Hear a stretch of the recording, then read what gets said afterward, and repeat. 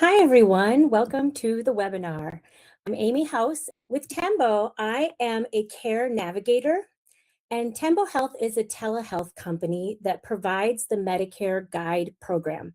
Guide stands for Guiding and Improved Dementia Experience. And the Medicare program started a year and a half ago, and it is an 8-year program that provides support for those living with dementia, but also support for their family. So I meet with caregivers on a monthly basis to talk about everything that's going on with dementia, whether they're having some challenges at home, they need to do some planning for the future, or maybe it's just about the support and stress that the caregiver is under and somebody to talk to. We also have a medical director and a geriatric psychiatrist on staff that can help with medical decisions or medical advice. And we have a 24/7 helpline. In some states, that is a 24/7 urgent care where you can speak with an emergency room physician by telehealth from your home to hopefully avoid going into the emergency room, because that is a very confusing place for someone living with dementia. And I don't know any caregivers out there that love hanging out in an emergency room for 10 hours. And so they will help you with things at home to see if you really need to go in. I just wanted to preface all of this is that this webinar about different types of dementia and the symptoms and signs of those types of dementia is not a diagnostic tool. This is not a way to diagnose somebody and their specific type of dementia, and Tembo Health isn't trying to do that with this webinar. But we want you to be aware of the different types of dementia so that you can talk about them with your doctor and do your own research and be able to try to figure out which type of dementia you or your loved one has, because different dementias present differently. Sometimes there are medications that work with certain dementias and not with others. And it just helps to have that understanding of what's really going on with the brain to know how to respond and support someone living with a different type of dementia. I also am the host and owner of Think Dementia, which is a podcast. And these dementia types that I'm going to be talking about today, I do have episodes that go into a lot more detail, and you're welcome to check that out. In addition to being a care navigator, I'm a certified dementia practitioner. I'm a affiliated regional trainer with the National Disabilities and Alzheimer practices. I'm also a positive approach to care trainer with Teepa Snow, and her organization is called PAC. And we're going to be talking a little bit through some of the information that Teepa has provided me to share with people as a certified trainer. We're going to talk about what is the difference between dementia and Alzheimer's, what are the 4 most common types of dementia and how do they differ, and can certain diseases be confirmed with testing? What is out there now and how can we, find out what type of dementia somebody has with the different tests that are available? I know that previously a lot of people were told that you can only confirm certain types of dementia with an autopsy, but science has come a long way, and the medical field has some ways to, in addition to doing an evaluation and checking somebody's medical history and their signs and symptoms, there are imaging and different tests now that can help narrow down what type of dementia someone has. So let's first start with what is dementia. And dementia is both a chemical change in the brain and a structural change in the brain. And because of that, those chemicals sometimes can get a boost and everything's really clicking good and the person is really sharp right now. And other times those chemicals might not be doing as well and you really see that they are struggling. And Teepa always gives this example that I just love. If somebody was sitting here and they were gasping for air and they could not breathe, would it be okay for me to walk over to them and say, "Hey, Amy, just breathe better. Come on, Amy, you were breathing just fine yesterday. Why can't you breathe today? Is this because you don't want to go to that appointment? Why are you making the day so hard for me?" We would never say that to somebody who's gasping for air, but people think that all the time with people who are living with dementia. They think they're being stubborn or manipulative, or why could you do that yesterday and today you don't want to do it? It's because those chemicals can fluctuate in the brain. And so things can come and go, especially in the early stages. Those symptoms can kind of come and go throughout the day, throughout the week. And the person is just doing the best they can. They're not being stubborn. They're not being manipulative. Somebody's not being lazy by not wanting to do something or asking for help with something. They're just doing the best they can. And we should remember that, just like a person who's gasping for air. They're just doing the best they can. What's happening with dementia is brain failure. And just like heart failure, you need your brain to operate your entire body. And when you don't have a brain and those parts of the brain are failing, that means that all of those abilities and what the brain controls in your body also start diminishing and progressing and changing. And you cannot live without your brain. It's not possible. 4 truths about dementia. At least 2 parts of the brain are dying. It is chronic and it can't be fixed. A person can have good days and bad days, and there might be a little roller coaster of different signs and symptoms, but over time, it is a progressive disease and it will get worse. And because you cannot live without your brain, it's a terminal disease.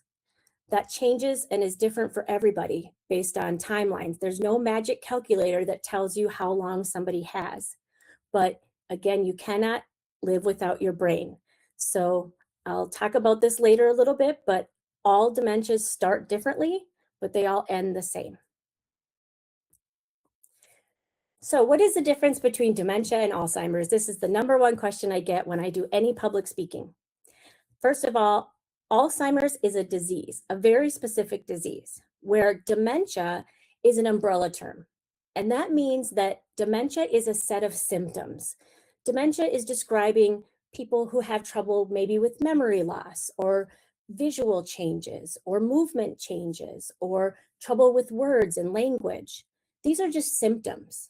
And underneath that umbrella of symptoms are over 100 different diseases that cause dementia, Alzheimer's being number 1. So if you have Alzheimer's, you have dementia. But if a doctor just tells you that you have dementia, it could be over 100 different diseases that are causing it. It doesn't necessarily mean you have Alzheimer's. We're going to talk about the top 4, which are Alzheimer's disease, vascular dementia, Lewy body dementia, and frontal temporal degeneration. Alzheimer's disease is characterized by having new information that is lost. Somebody's short-term working memory is really having early trouble, and that can be one of the first signs of Alzheimer's disease. These memory problems where you tell somebody something and 5 minutes later they're asking again, or you tell somebody something on the phone and then you call them later in the day and they're like, this is the first time I've talked to you. What are you talking about? And they're missing some time and information because their brain just cannot hold on to it. Their brain can hold on to long ago memories. And that's because it takes multiple parts of your brain put together to really get those long-term memories instilled in your memory. And when you have Alzheimer's disease, you start losing the part of your brain that has that short-term memory, but you still have a lot of that long-term memory based on the fact that it takes multiple parts of your brain to remember those long ago memories. That's like when somebody's a child and they can tell you everything about growing up on a farm or picking raspberries at their grandpa's, but they can't seem to remember that they have an appointment tomorrow, or they can't seem to remember the conversation we just had. They can have trouble with word finding.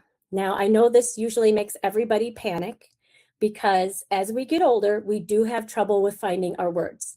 There are many times where you will walk up next to somebody and you see them and you're just like, oh, what is their name again? I know it. It's at the tip of my tongue. I can't remember it.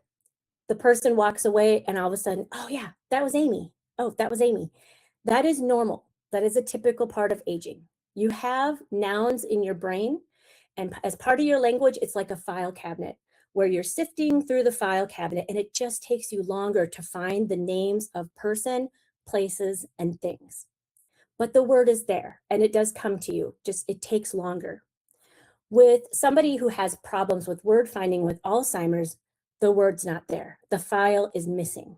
For some reason, no matter how much they try, or they really just cannot pull that word out.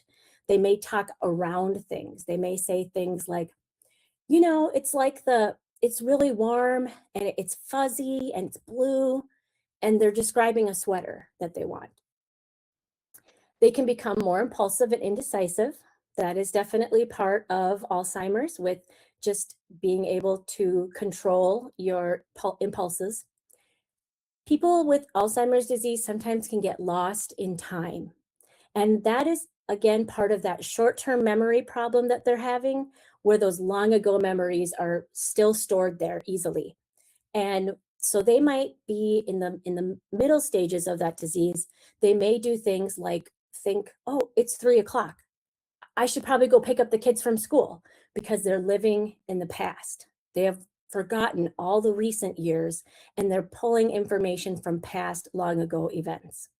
That is one of the hallmarks of Alzheimer's disease in the middle stages.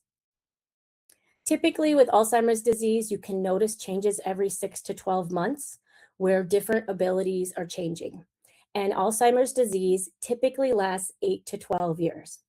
But I do want to stress there is no magic calculator that tells you exactly how long it's going to last.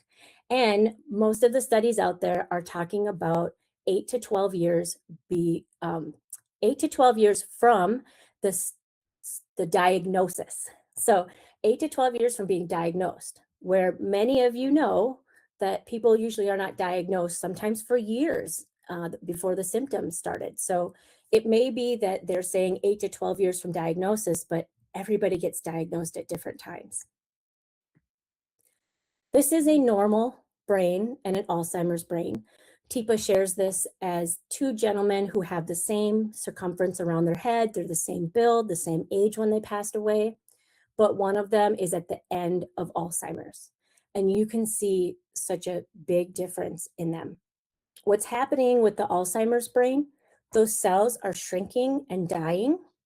And when you have that shrinking, it actually ends up being that their brain shrinks down to 1/3 of its original size. And Teepa always says things like, if somebody's head would shrink the way that their brain is shrinking, we'd have so much empathy, right? Just like the person gasping for air, if we saw somebody with this tiny little head, we'd say, how can I make your day easier? And you just obviously are doing the best you can. But because we can't see it, it's so easy to sometimes get frustrated or to think that they're doing things on purpose. But they are working with a lot less than somebody who does not have Alzheimer's. And that's really important to remember. Usually Alzheimer's disease, if it's late onset, which means that those are symptoms that started after the age of 65, that is 60 to 80% of all types of dementia. So it is the largest, most prevalent type of dementia, and that's why you hear about it so much. That's over 7 million people in America that have Alzheimer's disease. There's plaques that are building up in the brain, and there's tangles that are happening inside the neurons, and that's what causes those brain cells to shrink and die. Now, you can confirm Alzheimer's disease now. The doctor, of course, is going to do cognitive testing, evaluation, medical history. They want to rule out everything that might be causing this that maybe could be fixed, like if there is some sort of infection or brain tumor, or if somebody has a vitamin deficiency that's causing some of their symptoms. These are things to rule out. And that's why it's really important to get diagnosed early, because the earlier you get diagnosed, there might be something going on that's not Alzheimer's that they can figure out and help you with. But if in the end you find out it is Alzheimer's disease, now you know what you're dealing with and you can plan and make your wishes known. They also have spinal taps and blood testing now that are FDA approved and can show that somebody has Alzheimer's disease. Those tests can look into your blood or into your spinal tap fluid and see the little plaques and tangles and know that that is definitely Alzheimer's disease. And that's really helpful because some of the new treatments that are out there, you have to have a confirmed diagnosis of Alzheimer's disease. It only works on the plaques and tangles. So it's really important to know, are we dealing with Alzheimer's disease or is this something else? And then I just want to mention late disease. Uh, Very confusing name, very confusing calling it late disease, but late disease stands for limbic predominant age-related TDP-43 encephalopathy. Late, L-A-T-E. Not to be mixed up with late stage dementia. Late is a separate disease, and this is usually people who are in their 80s and 90s and have symptoms of Alzheimer's, but then afterwards in an autopsy, they don't find those plaques and tangles. Or during diagnosis that they're able to do now, they don't see those plaque buildup in those spinal taps or in the blood testing. So it's a different type of disease that is really age related, and people are in their 80s and 90s that are being diagnosed with this. But the signs and symptoms are very similar to Alzheimer's disease. There's another type of Alzheimer's disease, and that's young onset Alzheimer's disease, sometimes called early onset Alzheimer's disease. But that can get confusing when you're talking about stages of dementia with early, middle, late. So the new preferred term is young onset Alzheimer's disease. And that means that people are having symptoms that usually start in their 50s and 60s, but it can even be earlier. And the symptoms are starting before the age of 65. This is a very small percentage of people with Alzheimer's disease. Only 5% of all those 7 million people that have Alzheimer's disease have young onset Alzheimer's. It's about 200,000 people in America, and the same testing can confirm young onset Alzheimer's disease as it does with late life onset Alzheimer's disease. It can be genetic, and there are genes that can be identified and family genetic testing you can go through, but it isn't always genetic.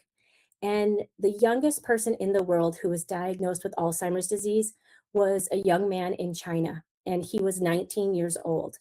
And he was in school, he was a great student. And when he was about 17, he started having these symptoms where he was forgetting conversations, losing things all the time. He had trouble with reading. He stopped being able to write and read. And these skills that he had, he dropped out of school because he wasn't able to keep up. And it took 2 years, but then they realized that he had Alzheimer's. So this can happen at a very young age, but usually it's people in their 50s and 60s that get this type of Alzheimer's. All right, the second most common, although it'll be argued sometimes, is vascular dementia. Some organizations say that the second most common is Lewy body, but for this purpose, I'm just going to go with vascular dementia. There are 4 different types of vascular dementia. And vascular is just talking about the blood vessels in your brain and how those are being affected and causing dementia. The first one is subcortical vascular dementia. If you look at this picture of the brain, you can see there's the cortex, which is that big juicy part that's kind of going all over the top there and laying on top. And then there's the middle part. That middle part there is the subcortex, and that's deep within the brain. And what happens with subcortical vascular dementia is that people start having blood flow that is blocked off in those deep parts of the brain. And one of the things that they talk about as kind of a difference is that people will recognize information, but they have a really hard time just recalling information. So they can do well on like a multiple choice test because they can, if there's some cues and some hints, they can do well on that. But if you ask them to just bring up some information without any cues or any cues or clues, they're going to have a hard time remembering something.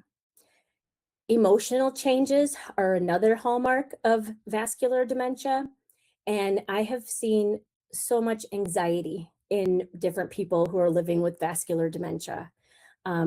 They sometimes have a great memory in the beginning for the day-to-day stuff. So they can remember, for example, that they live in a memory care. They know that they live there. They're not confused about where they are, but they have a lot of trouble with tracking things and planning things. And that causes a lot of anxiety. For example, one of my residents in the memory care She loved seeing her family, and they would call her in the morning and tell her what time they would be over. She would be anxious, anxious, anxious for the next 5 hours until they were coming over, trying to identify what time are they coming now? What time will they be here? Where should I be? Should I be in my apartment? I don't think I should go to lunch because what if I miss them? I no, I got to wait for my kids. My kids are coming. And it just was really something where she would call them over and over again, just really trying to remember what time are you coming over? So she remembers that her family, she remembers where she lives, she knows people that live around her, but she just has a hard time with planning and really understanding something that's happening in the future. And that causes a lot of anxiety. And that's a whole nother webinar. Another thing, how they diagnose the subcortical vascular dementia, they look at MRIs and CAT scans and PET scans because they're looking to see if there is some small blood vessel disease and atrophy deep within the brain. Atrophy is talking about having the brain shrink. So they're looking at those middle parts there in the brain and seeing if they can tell that some of it is shrinking, that it's not symmetrical, that there's gaps and spaces in there. And that's how they can diagnose subcortical vascular dementia, along with a cognitive test and evaluation, of course. The next type of vascular dementia is a stroke-related vascular dementia. And what happens with a stroke, I think most people are most familiar with this, is that blood flow is blocked with a clot or a blood vessel can burst. And that causes a very sudden change in the person where they could lose their abilities on one side of their body. Maybe one arm doesn't work, one leg doesn't move. They can have trouble with speaking. They'll have some facial drooping. They may have some sudden emotional changes where they're just bursting into tears for no reason. These are signs of a stroke.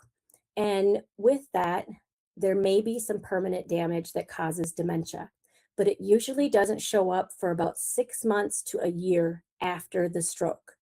And about 1 in 5 people who have a stroke will develop vascular dementia. Multi-infarct vascular dementia. What this one is looking at are just, again, the blood vessels in the brain and how people are having these tiny little mini strokes. And these mini strokes, sometimes people are aware of them. Sometimes somebody's acting differently for a few minutes or maybe an hour, but it resolves itself and the blood flow opens up again. And everybody thinks, okay, it was just a TIA or transient ischemic attack, just a little mini stroke, but no harm done. But what they're realizing is over time, it is causing harm and the damage adds up.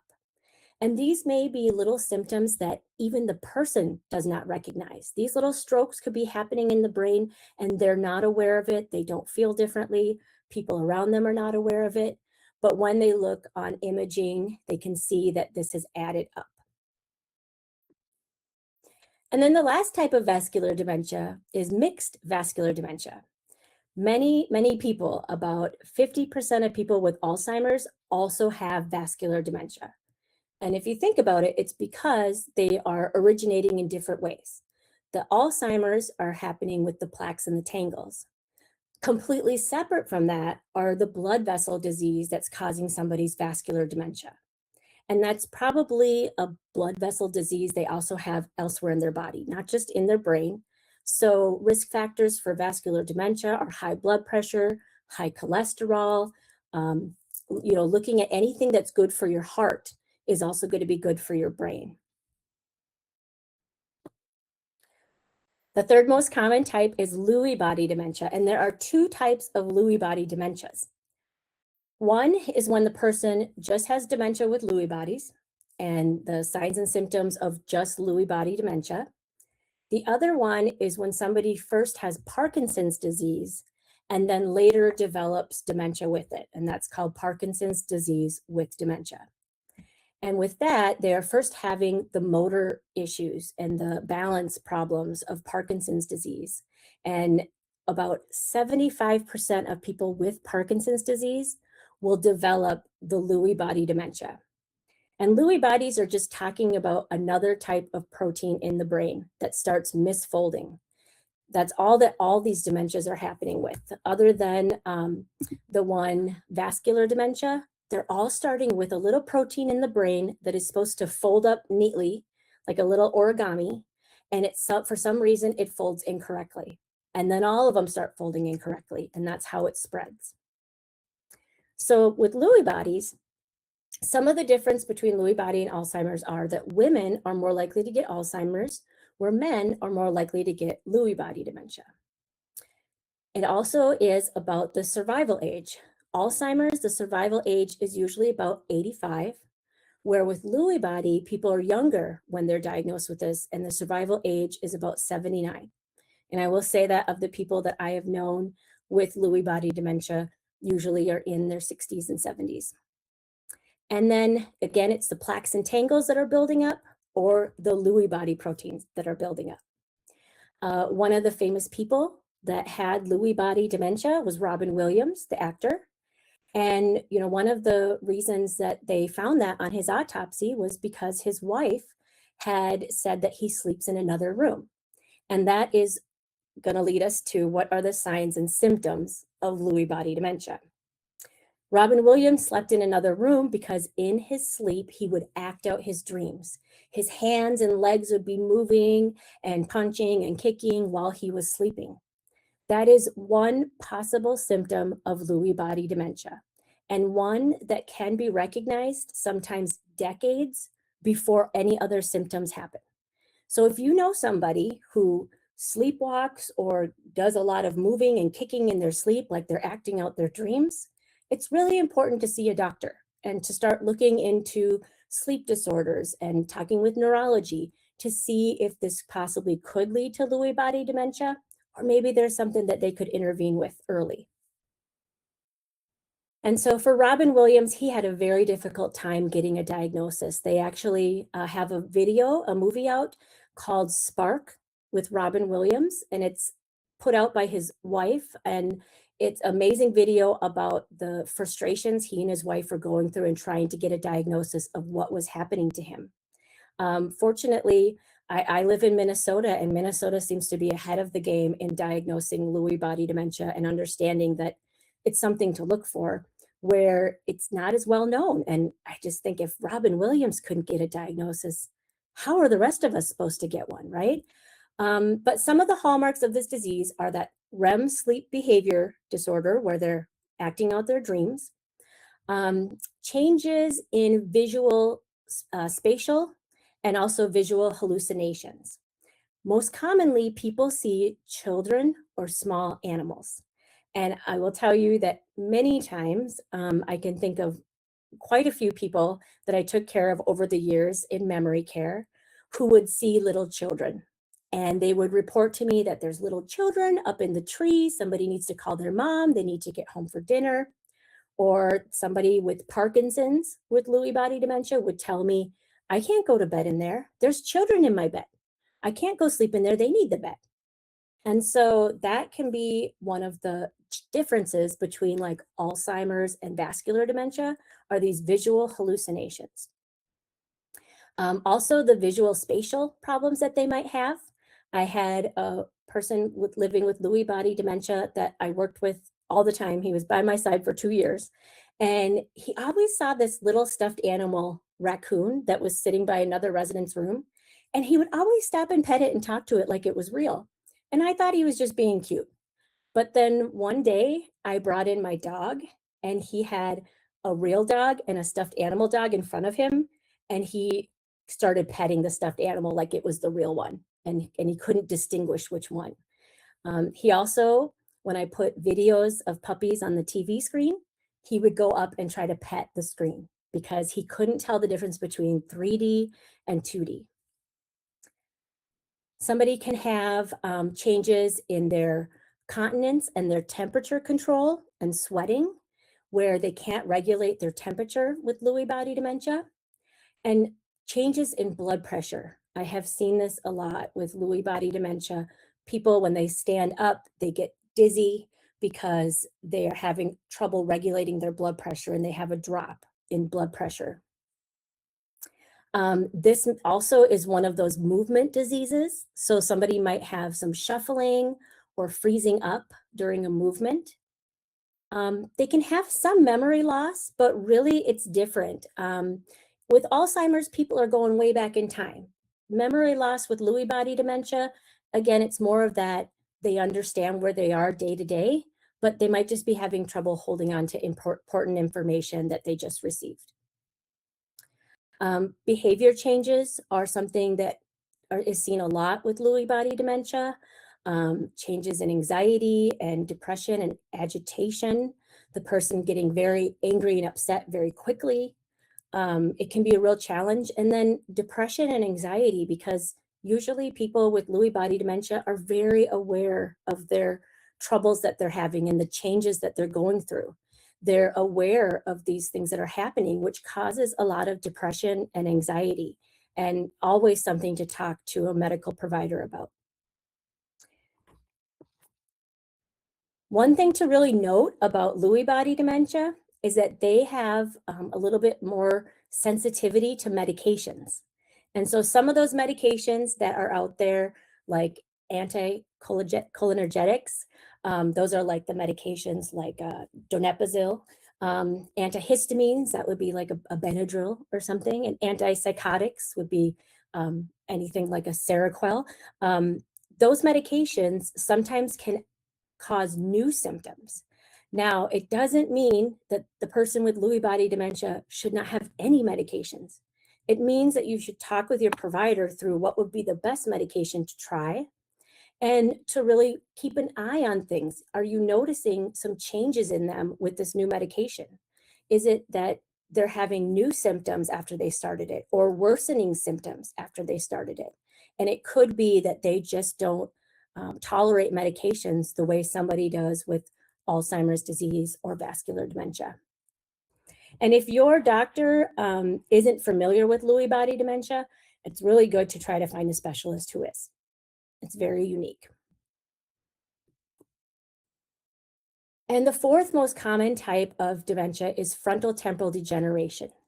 And there are 5 variants of this. I do have an episode on every single variant if you want to dive deeper into them. But the frontal lobe, if you take a moment and you put your hand on your forehead, this is your frontal lobe. And repeat after me, okay, everybody? Whoa, don't do that. Whoa, don't say that. Whoa, don't spend money on that. This is the part of your brain that helps you with good decisions and helps you with what you should and should not say to people, what you should and should not spend your money on. It's the last part of our brain to develop, and it's why teenagers are not always considering those things. And with frontal temporal degeneration, somebody might have a different variant, and they're all based on what symptoms show up first. Are they behavior symptoms? Are they speech and language symptoms? Or are they symptoms that start with movement issues? So the symptoms are usually before the age of 65, which means FTD is the leading cause of dementia in the younger onset years. The people have symptoms before the age of 65, usually in their 50s and 60s, some as early as their 30s and 40s. And then rarely you might have somebody who is diagnosed with it in their 80s, which I have met a few individuals who are. The behavioral variant is really interesting because a lot of times people don't realize that this is dementia. Imagine if you're under 65, that you are working full time and you have a job and you start having these behavior changes at your work, right? You start saying anything that comes to your mind. Can you imagine if you said everything that was in your mind to your boss when you were thinking it? These people usually end up getting fired from their job. They also can have trouble at home. Imagine if you told your spouse or partner everything you were thinking. Obviously, you're going to have some problems. It's going to cause some arguments. So they sometimes end up alone because of that, and their family pulls away because of these behavior changes, and they think somebody's just becoming a jerk. But it'll be years later that somebody realizes, oh, that was dementia. That was the behavioral variant of FTD. And while FTD is more rare, some of these can be really obvious when it comes to behavior changes. Things like disinhibitions and speaking out sexually to other people. There are some people that get a hyperorality where they want things in their mouth all the time, or they have weird diet changes where I'm only going to eat cheeseburgers. I'm just going to eat that. I'm not going to eat anything else. There's a gentleman that was in a documentary I watched where he every day would go out to his front step on the sidewalk and he would start squishing little ants one by one and marking them in a notebook. And he had thousands or hundreds of these little notebooks piled all over the basement of him marking down how many ants he killed each day. That was a big red flag for his wife when he started doing that. That's a really strange obsession that is new for him and different for him. People can have trouble with their executive function where they're not able to plan and they have a hard time keeping up with work and their responsibilities. Also, apathy and inertia can be another clue of a behavioral variant FTD. Apathy is talking about how the person doesn't seem to have emotions that are in line with what they're being told. So somebody may say, "Oh my goodness, our neighbor just passed away from a heart attack." And the person's response is, "What should we have for dinner?" And it's like they were good friends. Why are they not upset about this? Why is it not clicking? Why don't they don't seem concerned? That's apathy, where you really can't tell if they're happy because everything is just kind of flat all the time. Inertia is that they have the inability to get started with something. And it may be that there's a lot of sitting around and not really getting anything done. It's hard without that executive function in your frontal lobe to know the steps to get something done. And with behavioral variant, the memory is not as affected in the early stages. Semantic variant primary progressive aphasia. This is the SVPPA variant. This is talking about a language one. So the person loses the meaning of words. They can still talk, so they can still produce speech. They can echo what other people say, but they start losing the meaning of words. And it's not a familiar syndrome, most likely to affect men. And what the meaning of words would be like is understanding what an object is. Somebody might look at the trees and say, "I don't know what those green things are anymore. What is that? What are those things?"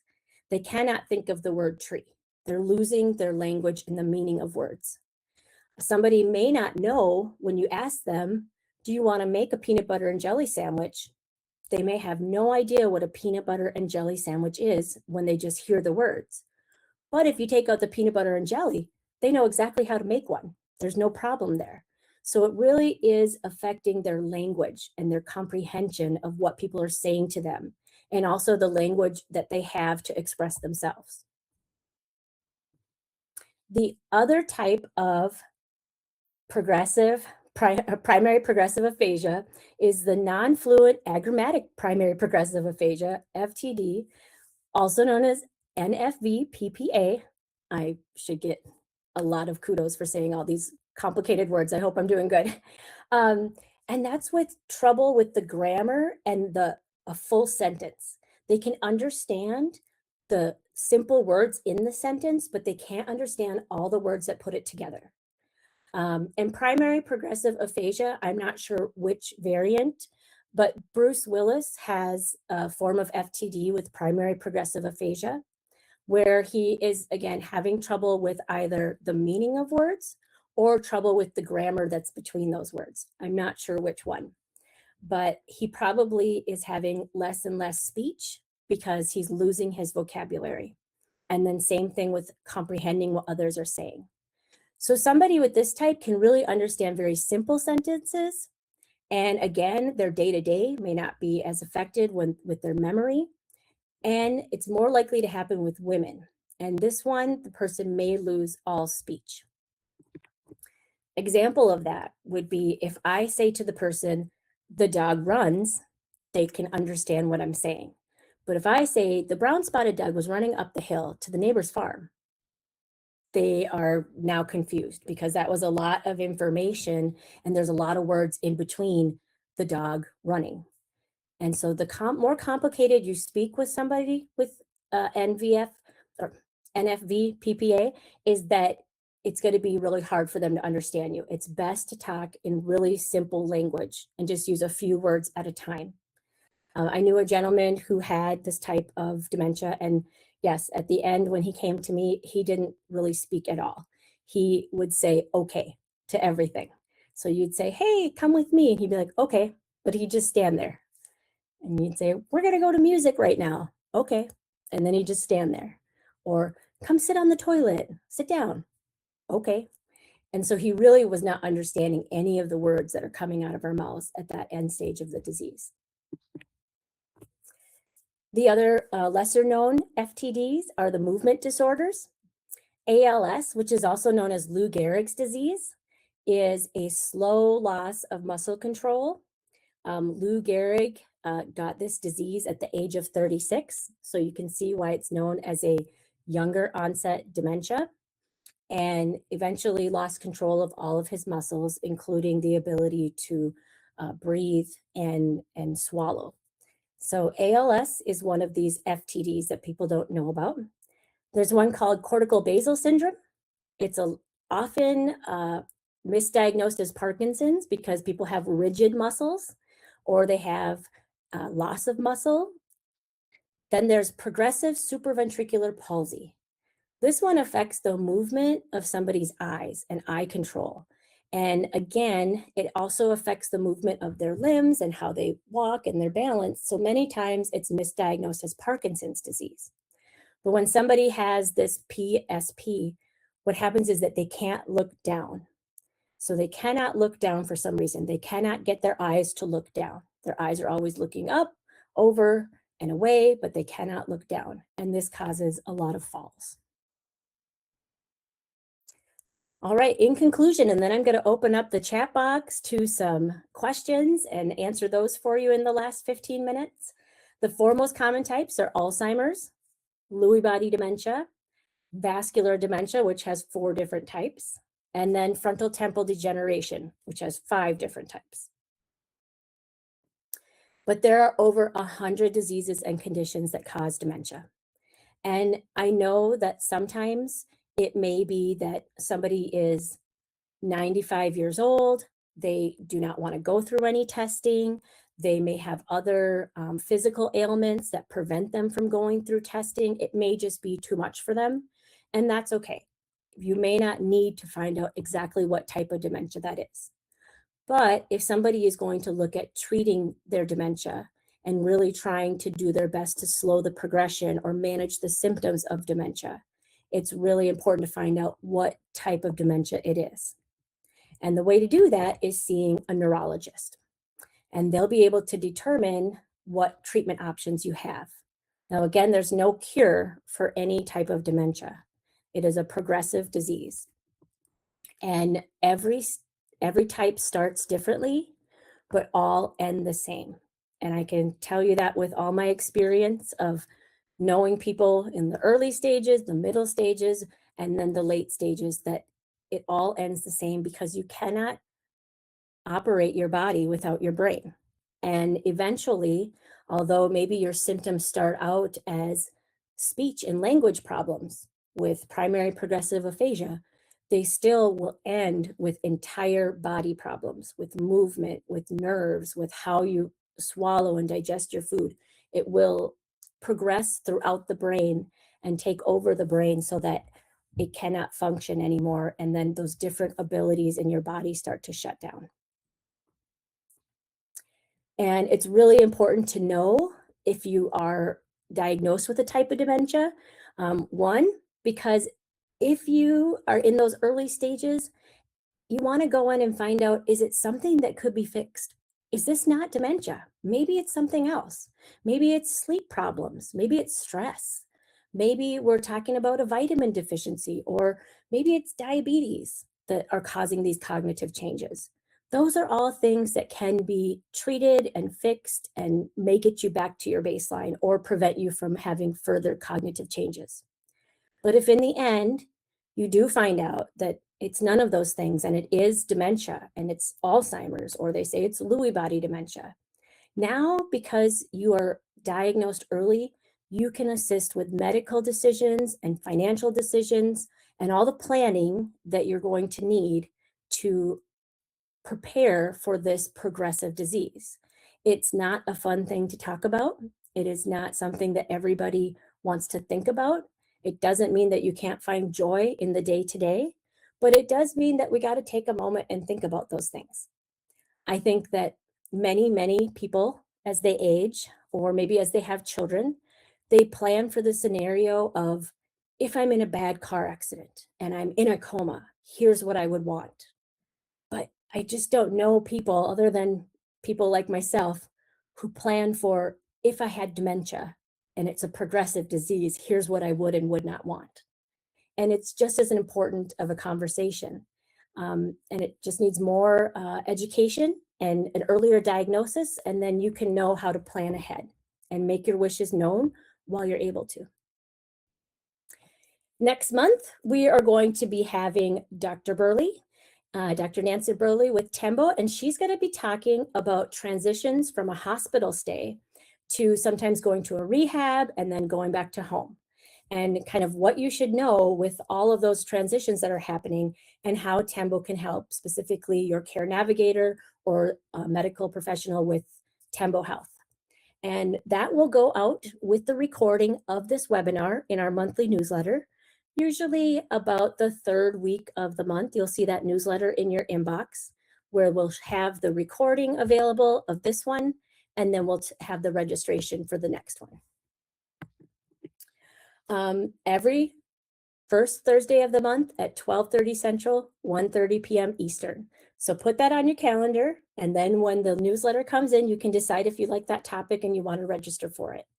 And if you want to know more information about the Medicare Guide program, about how to get a care navigator, even if you want to do something outside of Medicare, how you can just get support about dementia in general, you can email us at care@tembo.health, or you can call us at this number, 929-998-3626. If you have a camera and you are wanting to, you can scan that little QR code and give me some feedback about the presentation I just gave. All right, now I am going to give you about 10 seconds to scan that if you want. And then I'm going to switch over and see what's in the chat box, because this is the Tembo Health Share and Care. And I'm hoping that you have some questions or you have some stories to share. Maybe you've got some advice for other people who are in the same boat as you.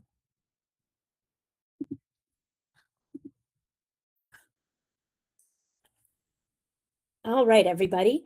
I can see that we have a few things in the chat here and a question in the Q&A. You can put your questions in either one of those, and I'm happy to look at them and talk about them in our last few minutes here.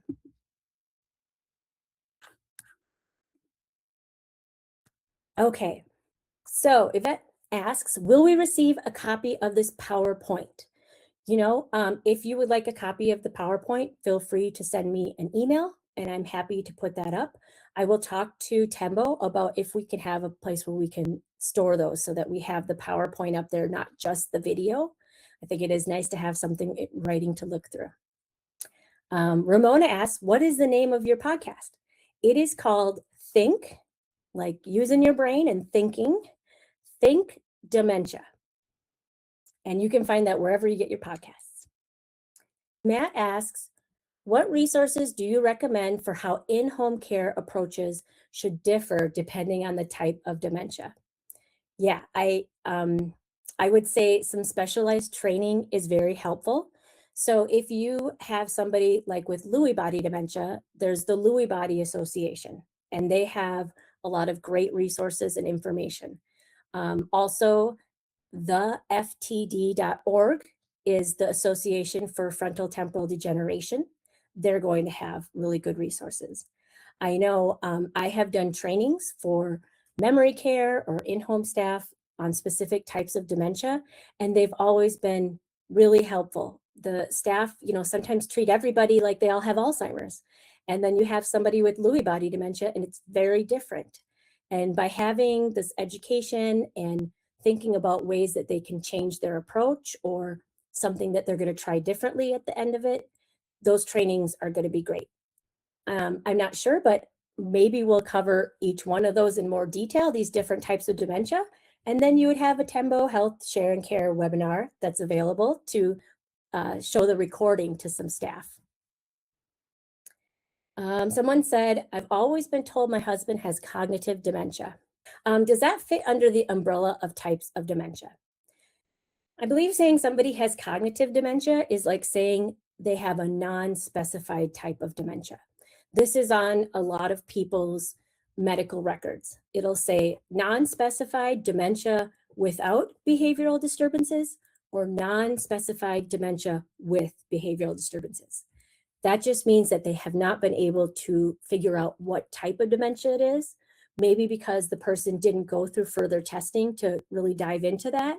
Maybe because there isn't a way to confirm that, like Alzheimer's has the blood and spinal taps. I forgot to mention that Lewy body dementia can be diagnosed with a skin test now. They actually look at the nerves running through your skin and they can see if there are Lewy bodies in there. So that is another one that can be confirmed, and a good thing to do, because if somebody's misdiagnosed with that, that just changes everything. If you find out that you don't have Lewy body dementia, well, what is it going on? And maybe it is something that could be treated or changed. Somebody asked, how do you handle aggression from a patient with dementia? We will talk about this definitely in more detail in an upcoming Share and Care webinar, because any types of physical behavioral symptoms or agitation or irritability or being verbally aggressive, those are the most distressing to everyone, because that's not the person that they were, right? That's not them doing it. And one of the things I really recommend doing is imagining that brain that you saw, the different brains, that 1/3 the original size brain. And imagine them having that brain so that you realize when we're dealing with any type of aggressions or behavioral symptoms, you have to modify what you're doing. A big part of that is seeing if there's a trigger for it, if there's something that could be prevented. Maybe, it's as simple as ensuring that a family photo that upsets the person is not up anymore. There might be something that you're seeing. It could be something going on in the environment. So it's important to see if there's some noise that's causing trouble. Are they tired? Are they thirsty? Are they hungry? What's going on with them that's causing them to have all these emotions right now? Basically, the key to everything with any type of behavioral symptom is that behavioral symptoms are communication. There's always a reason why somebody's doing them. They just can't express it any other way. And the best way to handle aggression is to not challenge it and to back away, let them calm down, make sure you're safe, not bringing a whole bunch of people in and making a bigger mess. So you're trying to de-escalate aggressions. And it's definitely something to talk about a doctor with, because there may be some medications that help. Medications with dementia, some are hit and miss, but when they do help, they really help and can make things a lot easier for you, but definitely for the person who's living with dementia. They don't want to feel that way, right? Would you like to walk around and feel anger and rage all the time? That's a horrible way to live. So it's looking at their quality of life and seeing if what you can adapt and change to make their quality of life better, but also, is there something going on with those brain chemicals that a medication might help with? How to encourage somebody to get diagnosed, especially if they deny their behavior. Yeah, there are a lot of ways to convince somebody to go to a doctor and get diagnosed. I think the Alzheimer's Association has some wonderful resources about having these difficult conversations that you can find. And one of the things to think about with these difficult conversations that you're having is just really showing support and empathy to them. They're not denying it.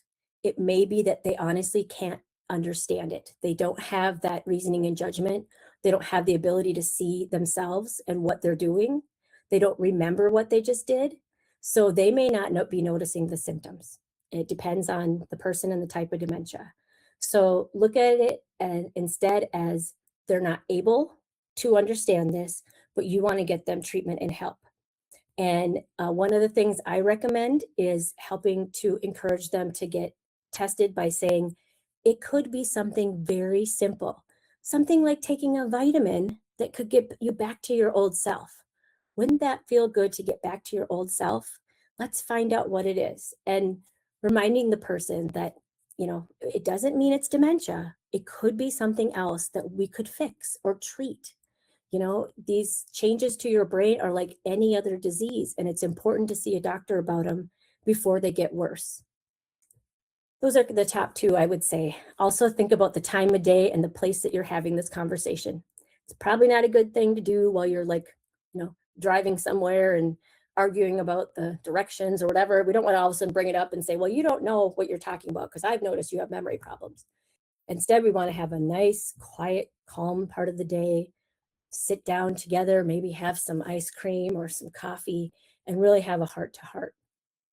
And also think about the time of day. Are they more confused in the evening? Because it's probably better than to have this conversation in the morning. What other topics will be covered in the future? Obviously, I think we said we definitely will be covering more behavioral topics. I do have plans to cover the stages of dementia and how those stages progress. We have a guest that's coming up to talk about a engagement tool called Zinnia. And yeah, we would love to hear more. So feel free to write in the chat box if there's something that you would like to hear, or send us an email and say, hey, I wish you would cover this. And we'd be happy to do it. Ooh, some causes for anxiety and wandering all night and staying up all night. That would be a whole another webinar as well. Figuring out why somebody is having any type of behavior. Again, it can be a communication from them, and looking at what's going on with their brain that's changing, that's causing them not to sleep at night, but also are there some things that could be modified during the day? I believe I have some resources that I can send anybody who asks about looking at the person's overall quality of life and the things that reduce stressors for all of us, that include things like getting time outside, having regular exercise, good nutrition, good sleep. These are all things that should be ruled out to make sure that that person has the best quality of life, looking at all those areas when you're talking about behavior symptoms. Is there any research on survival of vascular dementia in the early stages with decision-making, executive function problems? Does it help to take Aricept, or does it help to stop smoking and exercise and get that blood pressure under control? Can they live for 15 more years? Kathy, that's a great question. I know somebody who took care of their mom with vascular dementia for 30 years. So that is definitely one where modifying things in your diet, in your medications, in your general health, anything that's going to be good for your heart is going to help with vascular dementia. And it's not going to be a cure, but it definitely does impact probably the progression and the speed of the progression.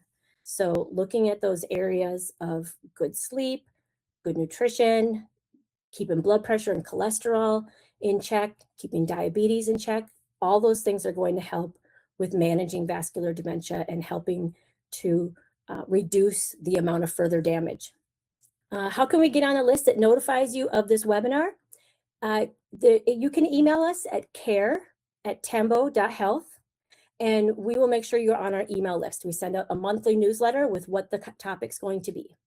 So that's care@tembo.health, TEMBO.health, like how is your health today?